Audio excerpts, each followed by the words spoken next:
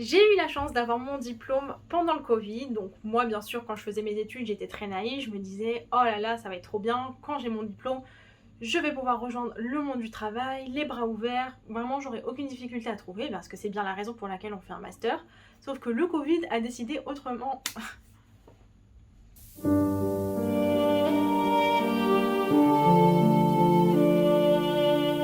Alors oui, je vous vois venir avec vos remarques du style mais Sinon, pourquoi est-ce que je ferais un CV online sur Notion alors que je peux tout simplement faire un CV sur LinkedIn? et moi je vous répondrais mais non, en fait, LinkedIn c'est dépassé, on s'en fout, on s'en tape. C'est très bien pour construire son réseau, pour parler à des gens, etc. Mais c'est bon, les recruteurs ils sont habitués au fait que LinkedIn ce soit juste la base. Par contre, un CV Notion, là clairement, ils n'ont pas vu ça 5000 fois, ça va attirer leur attention, ils vont se dire peut-être que ce candidat il mérite qu'on lui parle.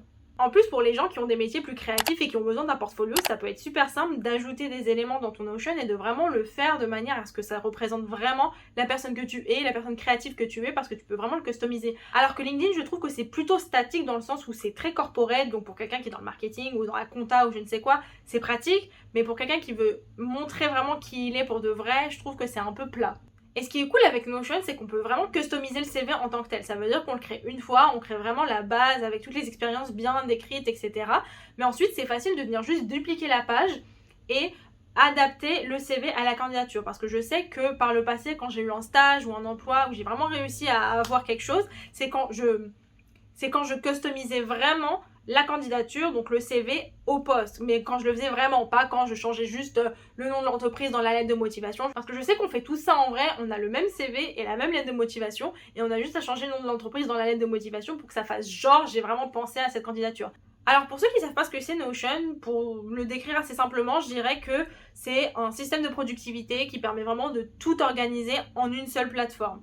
Contrairement à un calendrier, à des to-do list, à des documents Word ou je ne sais quel autre système de productivité, là pour le coup sur Notion vous pouvez tout faire en un. Donc moi par exemple pour préparer mes vidéos je fais tout ça sur Notion, pour préparer mon contenu pour ma boutique pareil, je fais tout sur Notion. Donc je trouve que Notion c'est vraiment super pratique et donc ça l'est aussi pour un CV parce que maintenant j'ai tous mes CV sur mon ordi, sur mon Notion que je peux juste envoyer en un lien seulement au recruteur. Du coup, je dirais qu'il y a vraiment deux options en termes de CV sur Notion. Le premier, c'est vraiment quand vous avez assez d'expérience, que vous avez fait des études un peu plus longues que la plupart des gens et que vous avez vraiment besoin de montrer plein de choses. Dans ce cas-là, j'appelle ça un peu le CV carte de visite où en gros, on fait un dashboard avec des pages séparées dans cette carte de visite-là.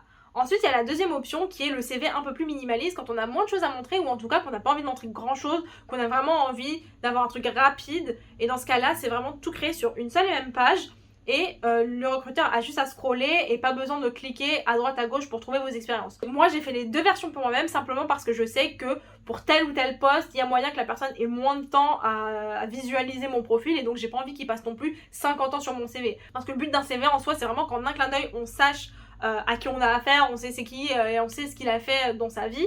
Par contre un CV plus développé, parfois ça montre que la personne n'a pas vraiment pensé à sa candidature, donc il a vraiment tout mis dans un CV en espérant que le recruteur puisse vraiment déchiffrer si la personne est bien pour ce poste ou pas. Je sais pas si vous comprenez ce que je vais dire, mais je pense que c'était assez clair. Du coup maintenant je vais pouvoir vous montrer le CV et un peu comment j'ai fait ça sur Notion. J'ai mon ordi juste ici, je me suis dit que ce serait plus simple que je scrolle et que je vous décrive un peu ce que j'ai fait et que je le complète en même temps avec vous. Comme ça, vous pourrez le recréer vous-même. Mais en soi, si vous avez la flemme de regarder toute la vidéo, j'ai déjà créé des templates que vous pourrez dupliquer tout seul dans vos propres Notion et vous trouverez les liens dans la barre d'infos. Voilà. Alors si vous n'avez jamais créé de Notion, c'est super simple et c'est gratuit, hein, faut pas l'oublier. Donc vous allez juste sur leur site, vous créez un compte, c'est simple à mettre en place et puis lorsque vous êtes connecté, hop, on crée une petite page et c'est prêt à partir. Voilà. Alors voilà, là on est sur le CV qui est en forme de carte de visite. Donc celui qui a les pages en extérieur.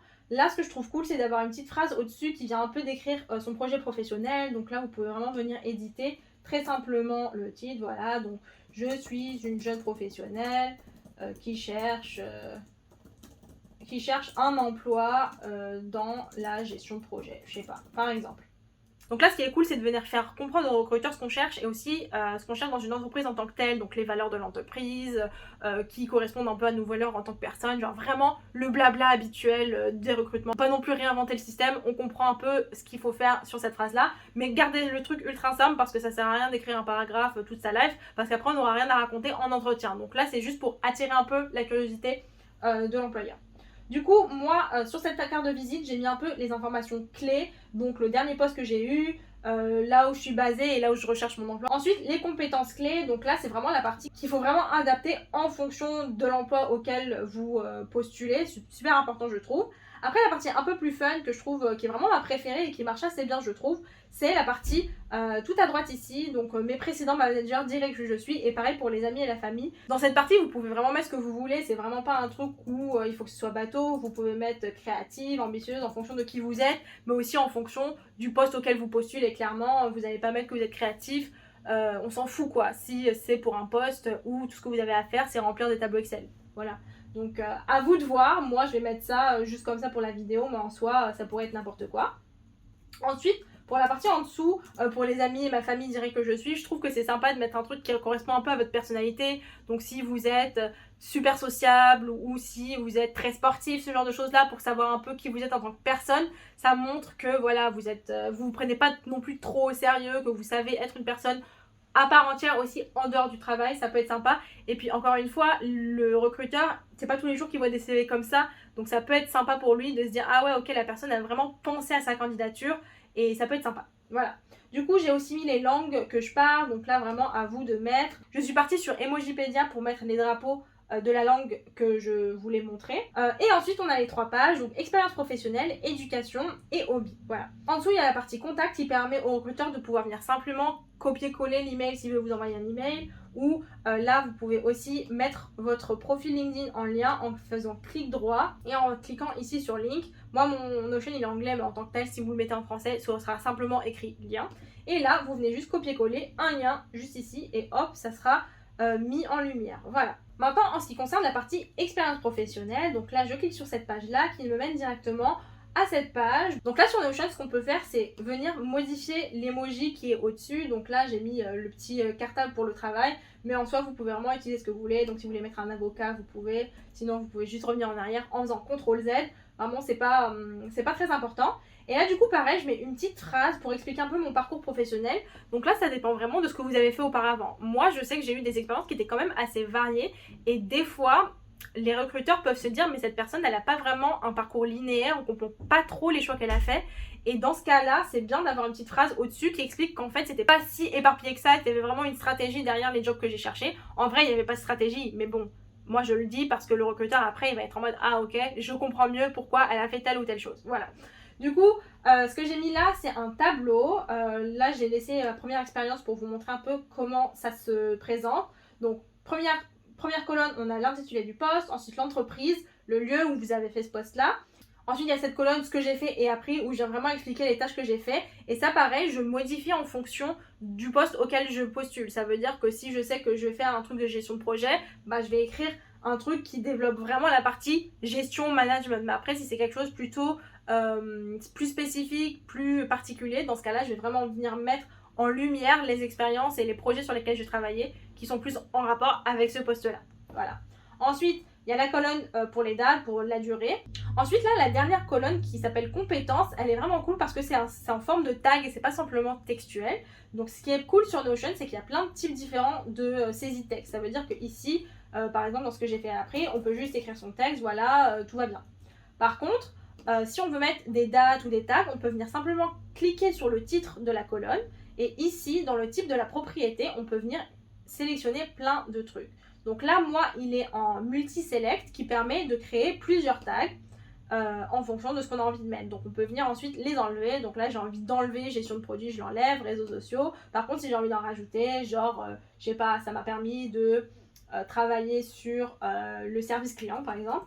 Hop, je viens ajouter service client. Et là, il me dit juste créer service client et je clique là-dessus. Boum, il me le met. Et ensuite, je peux changer les couleurs en fonction de ce que j'ai envie de faire ou pas. C'est pas très important les couleurs, mais en tout cas, je trouve que ça permet d'apporter un élément visuel qui est vraiment sympa pour vraiment identifier très rapidement les compétences à mettre en lumière ou pas. Voilà. Du coup, ensuite, voilà, vous rajoutez une ligne pour une expérience. Donc, si vous avez été chef de projet ou je sais pas quoi, vous mettez ça ici. Et ensuite, vous continuez, hop, à mettre entreprise, lieu, ce que vous avez fait, ce que vous avez appris, date, compétence, pareil, jusqu'à ce que vous ayez fini.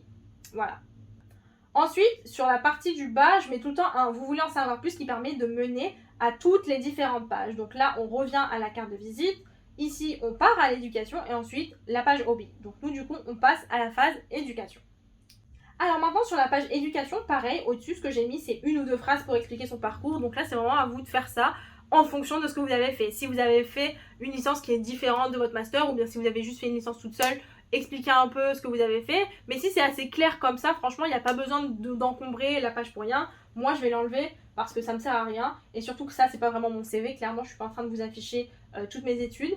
Mais en gros, ce qui est bien, c'est de jouer avec les colonnes. Donc, par exemple, si je sais que ma licence, elle est moins importante que mon master, ce que je fais ici, c'est que j'élargis en fait la colonne pour donner plus de place à mon master et moins de place à ma licence. Donc ça permet vraiment visuellement d'organiser la page en fonction de votre parcours et de ce qui est vraiment important sur votre profil. Ensuite ici je mets par exemple si vous avez une mention ou quelque chose du style, vous le mettez ici en petite italique, ça peut être sympa. Et aussi mettre en lumière les différents cours que vous avez pu faire qui étaient vraiment super importants, qui représentent un peu le parcours que vous avez eu durant votre master ou vos études ou quoi que ce soit. Ça peut être sympa. Ensuite, si vous avez rédigé un mémoire, une thèse ou même un rapport de stage dont vous êtes particulièrement fier, vous pouvez venir ici, rajouter un petit encadré vraiment en grand pour montrer ce que vous avez fait et ensuite rajouter le lien juste ici et la note si vous avez une bonne note. Donc moi, vas-y, on va mettre 18 vu que c'est clairement faux. Ensuite, ce que j'aime mettre aussi, et c'est clairement pas pour tout le monde, c'est l'éducation en ligne. Du coup, moi je fais souvent des formations en ligne parce que je suis très curieuse, donc j'aime bien apprendre et je trouve que c'est cool de montrer qu'on prend en charge son éducation. Ça veut dire qu'au-delà des masters, des licences, du bac, je ne sais pas quoi, on peut nous-mêmes continuer notre propre éducation et vraiment montrer qu'on est investi dans ce qu'on a envie de faire. Ensuite, pareil, la petite partie « Vous souhaitez en savoir plus » qui pourra nous mener à la troisième partie des hobbies. Maintenant qu'on est sur la dernière page, celle des hobbies, je vais pouvoir un peu vous montrer comment j'organise ça pour ma part. Alors, bon, clairement pour les hobbies, c'est vraiment vous et vous-même. Ça veut dire que si vous ne faites rien, ça va être difficile de détailler ça. Donc ce qui serait plus judicieux pour le coup, pour votre profil, c'est de créer un CV qui est plus minimaliste et qui permettra un peu de noyer l'information. Moi pour ma part, je fais plein de choses en fait, je suis très curieuse de nature, donc j'ai toujours des choses qui sont en cours. Donc moi carrément ma page elle est divisée en deux parties. On a la partie qui est plutôt genre business projet, ça veut dire que je montre ici ma marque e-commerce par exemple, ou bien mon profil freelance sur Fiverr. Je montre vraiment tout ça, je détaille, et ensuite les compétences que j'ai développées. Ensuite du coup j'ai la deuxième partie qui est plutôt réservée à la créativité, donc montrer que voilà j'ai fait du théâtre, que je fais du montage vidéo avec cette chaîne YouTube et ce genre de choses là. Et pareil, je viens écrire les compétences que j'ai développées. Donc encore une fois, ce CV, c'est vraiment si vous avez envie de détailler les choses, de montrer plus d'expérience, plus de hobbies, de formation et toutes ces choses-là. Par contre, pour des jeunes professionnels qui n'ont pas énormément de choses à montrer, pour des personnes qui n'ont pas énormément de formation, pas énormément d'expérience, et pour qui ce CV pourrait avoir l'air assez vide, je conseille plutôt de faire un CV plutôt minimaliste. Donc là, je vais vous montrer cette version numéro 2. Donc en gros, ici, j'ai gardé la même partie au-dessus qui est un peu carte de visite, sauf que là, ça continue simplement par les expériences professionnelles. Donc là, on écrit le nom du poste, le nom de l'entreprise, la durée ici en italique et en gris. Et ensuite, on vient jouer avec des petites listes, des petits textes en gras, etc. pour expliquer son expérience et pour vraiment détailler ce qu'on a fait. Ensuite, on descend sur la formation. Donc moi, clairement, j'ai laissé les mêmes types de formations. Donc j'ai scindé ma page en deux. J'ai fait deux colonnes, une pour le master, une pour la licence.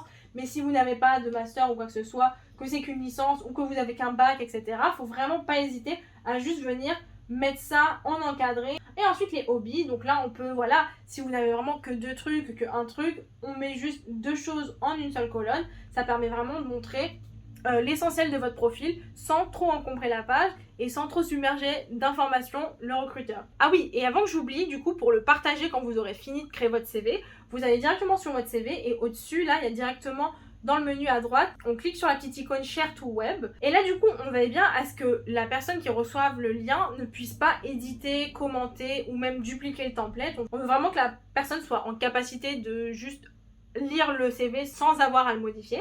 Et ensuite, on vient copier le lien juste en bas à droite. Voilà, du coup, c'est bon, on a fini cette vidéo. Vous pouvez officiellement dire que vous avez un CV en ligne, parce que vous avez simplement à dupliquer le template que je vous ai fait et que je vous ai mis en lien dans la barre d'infos. Donc tenez, je vous remets votre diplôme Notion.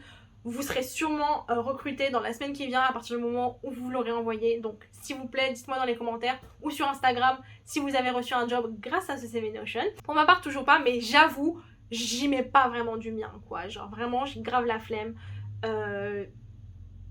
Vraiment le CDI ça m'attire pas, j'ai pas envie. J'ai une entreprise à côté donc en soi je suis pas non plus au chômage, mais voilà quoi, CDI c'est bien hein, parce que dans la vie il faut bien avoir un peu de stabilité, voilà. Du coup je vous remercie d'avoir regardé cette vidéo et je vous dis à la prochaine.